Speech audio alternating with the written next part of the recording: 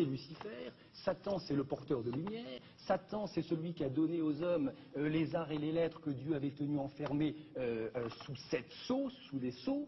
Et donc Satan, c'est d'une certaine manière l'intelligence, c'est la clairvoyance, c'est la pénétration, c'est tout ça Satan. Alors moi j'ai tendance à penser que le fait que Judas soit Satan, ça veut dire que dans ce groupe, dans cette cohorte d'apôtres, Judas était celui qui, de manière immanquable, était le plus à même de deviner, de reconnaître ce que Jésus annonçait en ce moment et de reconnaître le Fils de Dieu en Jésus. J'ai tendance à penser que ce message, qu'aucun des 11 autres... Grâce au diable, bon, bien alors entendu. vous admettez l'existence du diable. Ah, jamais l'existence du diable. Et comment? Bien sûr, jamais l'existence du diable. Mais je dis que le diable... On n'aura quand même pas perdu notre soirée complètement. Il reconnaît l'existence du diable. Pourquoi c'est pour vous tout important? Ah bon, ça me paraît essentiel. Pourquoi? Parce que c'est la face cachée de Dieu? Non, de Bernard Henry. Ah bon? Oui.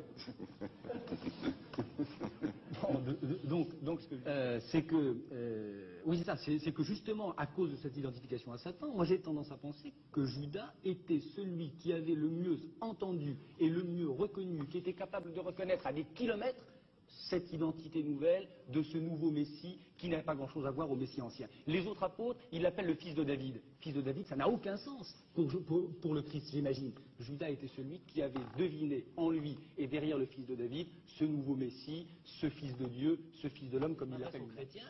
C'est que moi je pense qu'il est urgent, on parle de réhabiliter Boukharine ici ou là, je pense qu'il est urgent de réhabiliter Judas. Voilà ce que je voudrais que vous compreniez. Et qui est que Judas était celui, non, qui n'a pas changé du tout, que Judas était, en raison même de la présence de Satan en lui, c'est-à-dire de cette puissance de lumière et d'intelligence, le seul probablement à croire ce que les 11 autres apôtres se contentaient de savoir, et encore savoir pas tout le temps. Parce que généralement, par exemple, lorsque Jésus leur demandait de rester éveillés, ils s'endormaient, lorsqu'il avait besoin d'eux, ils s'enfuyaient, etc. J'attends avec impatience que vous nous écriviez le testament du diable.